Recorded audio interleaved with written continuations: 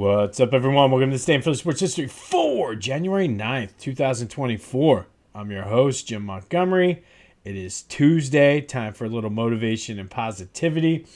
This one actually really hit home this morning.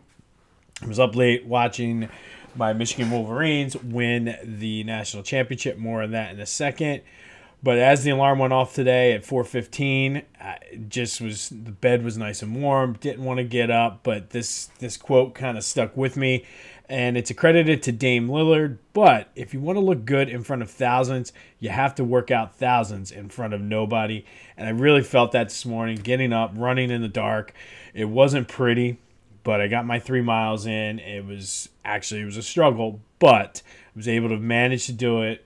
And that's all part of the New Year's resolution to lose the weight. On top of that, I said another one, which I have on a list over here behind me. But I want to run a race this year, and I left it purposely vague. I don't know if that's going to be a 5K, something longer. Knowing me, it might be a 5K in the spring, which leads to something else. And just kind of the way my mindset works. But that really, like I said, this quote really hit home. You got to work out. You got to do what you got to do. And it's not just working out in the physical, but just whatever you need to do to get ahead and get to achieve what you want to do. You just got to work out and outwork people when nobody's around and have that internal drive. I do it a lot of times with the podcast. A lot of times I'm up late doing research and things like that, getting things set up. Because it's something important to me. So if you want to look good in front of thousands, you have to outwork thousands in front of nobody. Thank you to Dame Lillard. This is the last time on this podcast we'll probably ever give a shout out to Dame Lillard now that he plays for the Bucks. But that is our Tuesday dose of positivity / motivation. As I mentioned, the Michigan Wolverines, going to go on a little rant here for a second. I know it's not Philly related, but it does have a Philly tie-in. Everybody always asks me how I became a Michigan fan. If you look around, you can see in my background here, I have Temple stuff, I have Eagle stuff. You can't see it here, but I have like Philly stuff over here and whatnot. And the truth of the matter is, it is tied to Philadelphia sports. And basically, if you think about the history of the NBA, the history of the NFL and football and basketball just in general in the city of Philadelphia, you went from the Eagles in the late 40s being one of the best teams, winning 2 of 3 championships that they appeared in, to basically being irrelevant except for like a blip in 1960, really until the 70s. And honestly, for most of their existence from 1933 on, the Eagles, other than that little couple blips here and there, have been irrelevant. Basketball, however, has always been big in Philadelphia, and all the colleges had college football teams at one point, including Drexel, LaSalle, St. Joe's. They all had football teams that played some of the bigger schools and things like that. But around the 50s, when basketball really started to get big, that's when the Big Five was founded, and a lot of the colleges then shifted their focus to basketball. And you see like St. Joe's and Drexel and LaSalle, they did bring it back for a little bit, but they all started dropping their football teams to focus on basketball. And Philly really, from a college standpoint, with the Big Five and having 6 schools really in that probably within 15, 20 miles of each other, that is what really has led to the downfall of college football in Philadelphia, is what I'm trying to get at. Temple had that nice little run there where they basically killed their basketball team, putting all their eggs in that basket. So back to Michigan, everybody says, well, how? And really, it's like, to me, it's like the Wild West in Philadelphia when it comes to college football. You could like Penn State, but to me, Penn State is not Philadelphia. Penn State is literally in the middle of the state. Never really liked Penn State, even though like everybody in your family, blah, blah, blah, likes it. Coming from like a Scottish-Irish background, just never really got into Notre Dame. And then Michigan was always on TV, so that sort of led me to like them. But it's really only for college football. Basketball, I'm still a Temple Philly guy. In my older age, I find myself rooting more for Nova, St. Joe's, and even LaSalle and Drexel when they're good and making tournament runs and things like that. But still a Big Five college basketball guy. But for college football, there's really nothing. I mean, I root for the Owls every week. It pains me that they're not any good. I used to take the free tickets when I was a freshman, go down to see them get blown out by Virginia Tech and Miami and all the Big East schools, Boston College.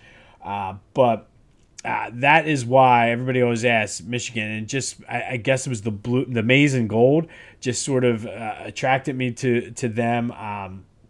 So I've been waiting a long time for this one. The 97, the year I graduated, was the last year they split the national title. But it's been a long time. So that, again, I got a couple people that sent me text messages on the text line asking me, how did you become a Michigan fan? Like, why not this? Why not that? And to me, Penn State is not Philly. And it just kind of came to be. I actually was interested in going to the University of Michigan for communications when I was an undergrad or graduating from high school. Just became a little bit too much with out-of-state tuition and things like that. Plus, part of the reason was communications. Temple had a good communication school and the basketball team. So there's sort of that tie-in and the Philly connection for that. But I get that question all the time, and hopefully that answers what it is. It's really the only team not in the Philadelphia area that I root for consistently. So that hopefully that answers your question. Go Blue. What a game last night. And yes, the follow-up question I always get, yes, I have been to the Big House. I've been to a game, so I know I'm the first one to say, have you ever been to Dallas to watch a game? To all the cockroach fans out here. Yes, I have been to the University of Michigan to watch a game. Cannot wait to get back out. Would love to get to Penn State to see them play up there as well. But yes, so that's always the follow-up. I'm not a hypocrite. I'm not going to call you out for not going to Dallas to see your Cowboys play and then not go to see my Wolverines play. I have been to the Big House, so thank you very much for that. Go Blue. Cannot wait to spend hundreds of dollars today on national championship merchandise. But there is a Philly tie into that, and it's really just because the schools, with the advent of the Big Five, really focused so much on basketball, and because there were so many teams, I guess if it was just Temple and maybe even Nova and LaSalle, whatever, if there was less schools, maybe college football would be bigger. But I think everybody, because of how big college basketball was at the time, and just the lack of success, I guess, for the Eagles too, I'm sure played a role in that. Now, I don't know. I mean, obviously now with the landscape, it's impossible to do. But that really it's a shame, because I would love for college football to be big around here. Because when I went out to Michigan, like, the tailgate was just ridiculous. Everybody was like, it was like an Eagles tailgate on steroids. But that, like I said, that hopefully that answers your question. I did get a few texts on the text line for that. 267-495-8531. Again, send a voicemail, text message, whatever you need to do. Any thoughts, Philly sports, whatever we're doing. You have a thought about the Tuesday motivation and positivity, let me know. While you're at it, subscribe to the YouTube channel, Jimbo_Mott. I'm telling you, I'm trying to grow this thing. I have big things on the horizon. I have meetings set up. I think we're close. We're on the cusp, but getting to 100 subscribers is one of those things that's going to help. So like and subscribe to the YouTube channel. Even if you're listening on Spotify, just hit it. Just log on to YouTube, Jimbo_Mott, hit subscribe, and you're all set. All right. So recapping yesterday's question of the day, we talked about the collapse this Eagles team has had, losing 5 of 6 after going 10-1. And shockingly, everybody thought, for the most part, 75%, this Eagles collapse is the worst in Philadelphia history, beating even the 1964 Phillies. I find it hard to believe that it's tough for me to think, and maybe because it was so ingrained in my head growing up by my dad, my grandparents, people who had lived through it.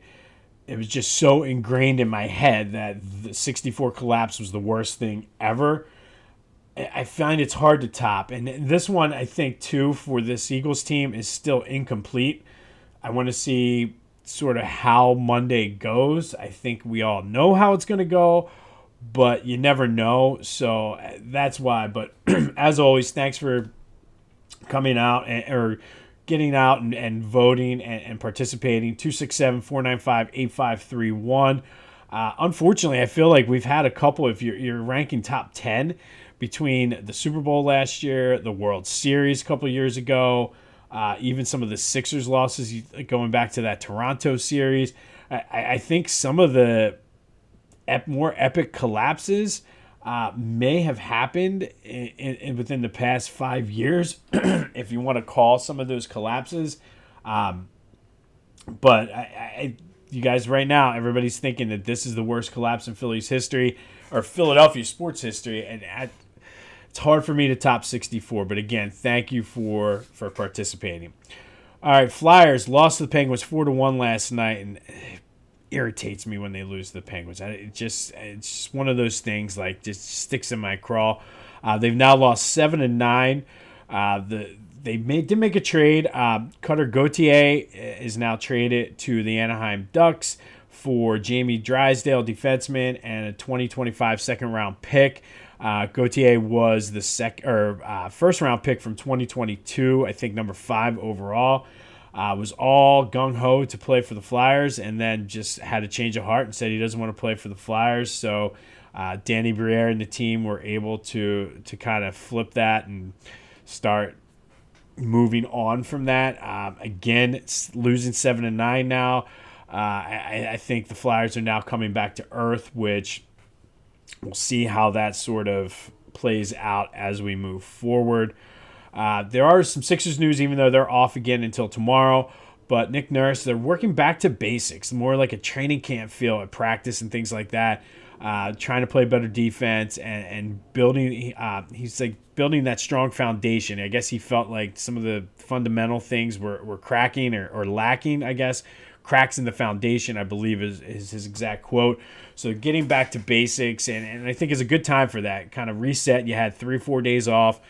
Relax, reset, get healthy, get back to what you were doing well at the beginning of the season, and I'm anxious to see them come back out and play well tomorrow. Not as down on the Eagles as I was yesterday. So if you want to go to Philly Goat and get some, they have some sweet Kelly Green Eagles gear at Philly Goat. They have some awesome Sixers stuff. I'm telling you, get the Believe shirt. I told you the other day about Johan Rojas just looking jacked in that Believe shirt and really putting in the work in the batting cage. Get all of it. Just do, you know what? Just do it. Go get all of it. Go to phillygoat.com. Use the promo code Jim Montgomery. Get 10% off your order at checkout. They have you covered. All of your Philadelphia sports apparel, Philadelphia-centric apparel. Go check them out. Jim Montgomery for 10% off. That's phillygoat.com. Promo code Jim Montgomery for 10% off. All right, Eagles. So, good news, I guess, on the injury front. It does look like Jalen and AJ are slated to be able to possibly play on Monday. We'll know more as the week goes on, but no fracture for Jalen, which is good. Dislocated his finger. It looked like dislocated, to be honest, in 2 places. But we'll see how that goes. No word yet on Slay, but I would imagine he plays. I think today will be the first injury report, so we'll know more from the injury standpoint as well as Devontae. All of that coming up as we go through the week.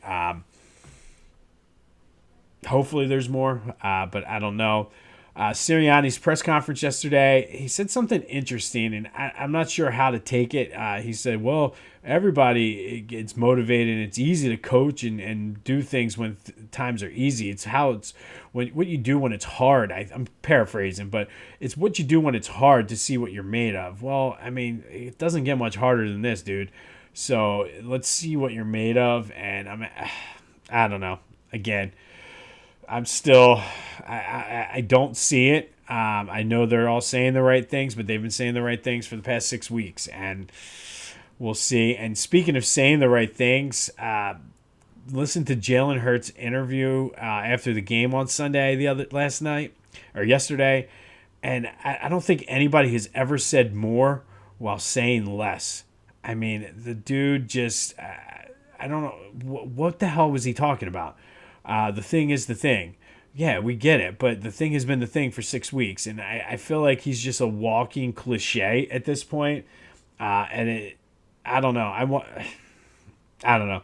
Somebody, I need a English to Jalen Hurts translator. Like, what is he saying?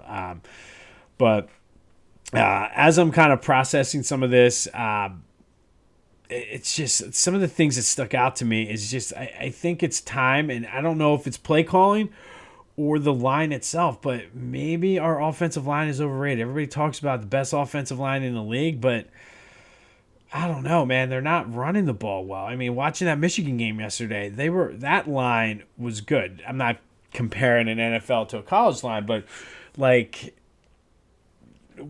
maybe we're overrating our offensive line. Maybe I don't know. And again, that's something. Text me. Maybe leave a voicemail. Am I overanalyzing it because of just the poor play calling, or is our line really overrated? Dallas Goedert said that part of the problem is they got complacent once they clinched. They were just looking forward to the playoffs. God, I hope so, because I don't know. I mean, I think that's great that you're telling yourself that. I don't buy it, but we'll see. And I think the biggest thing that it's just frustrating, and as I'm going on the Clashing Conferences podcast tonight as a guest, I got to deal with all that, because I think the frustrating thing is everybody was right. All season, I've been saying, no, they haven't put their best game together. They're going to get it. They haven't played their best game. It's going to come together. And everybody who said, no, this is who they are. No, they're overrated. No, it's this. No, it's that. They were right.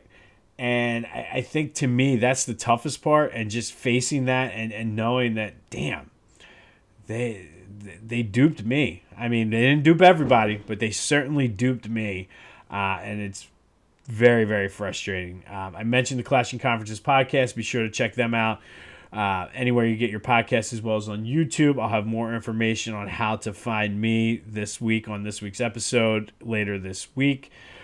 All right, today, switching gears to basketball, we're going to go back to 1991. And on this day in 1991, the Sixers lost to the Bulls 107-99 at the Spectrum.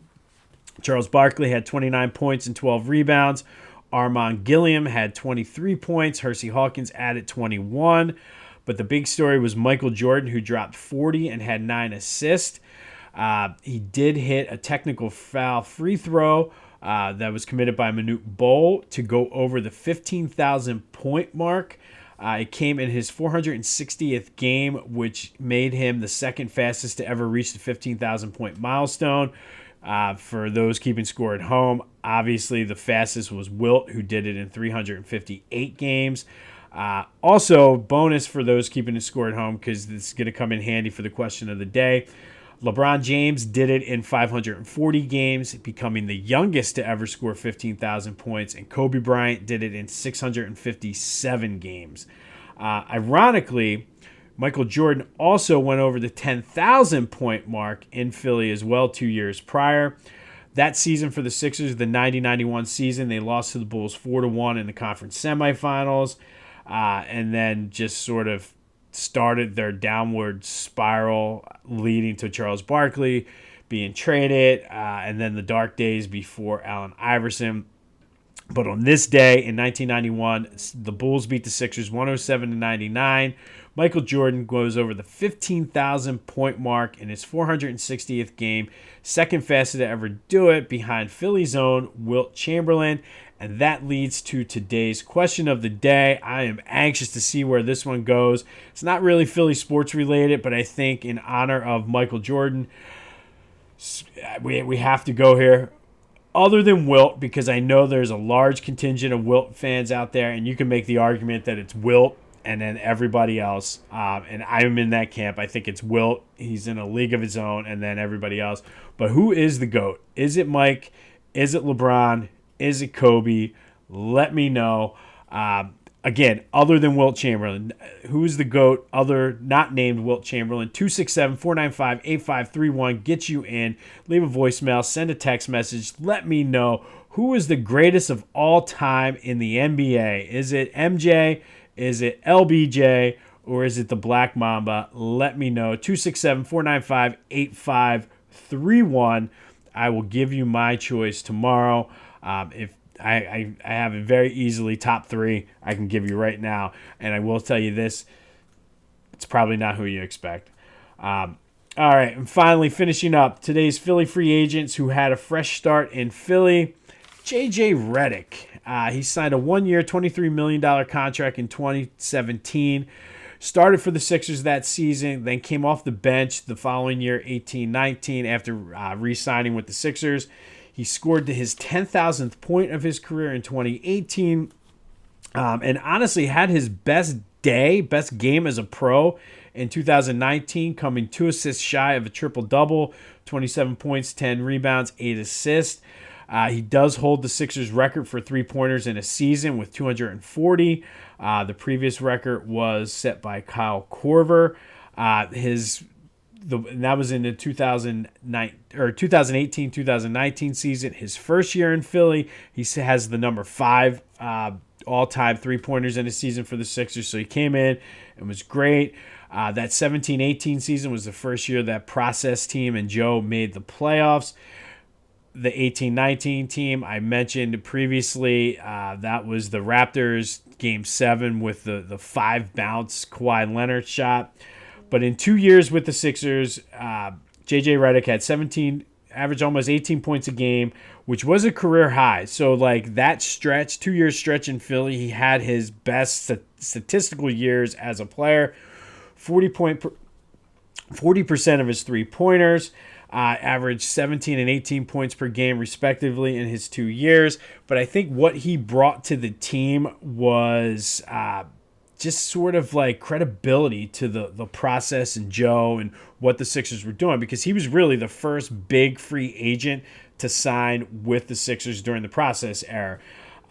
So he opened the door for guys wanting to come in. And if you listen to his podcast, The Old Man in 3, he does talk a lot about just the role that he played with Joe, and just how Joe was just willing to, like, how good that team was in 18-19, and like how Joe was just willing to learn, and that his best days were ahead of him and everybody saw it. But I think J.J. Redick statistically had his best stretch from a points per game perspective with the Sixers during that 2-year run. But I think for Philly, what he got, and he loved his time here. He always talks about the fans and how great it was to play here. But I think more importantly, what we took from J.J. Redick was it gave the Sixers some credibility, because he was later in his career after he left the Clippers, but like he still had some good years left, and it was a high. I mean, $23 million for 1 year. I mean, that's. And he played well. The team did well with him. So I think, to me, more so than what he did on the court. And I mean, truthfully, would love to have a shooter like him still on this team coming off the bench. But that's another topic for another episode. But like I said, I think just giving it credibility and becoming the sort of the first non-drafted guy to come and want to play for this team, I think, to me, goes even further than what his numbers did on the court.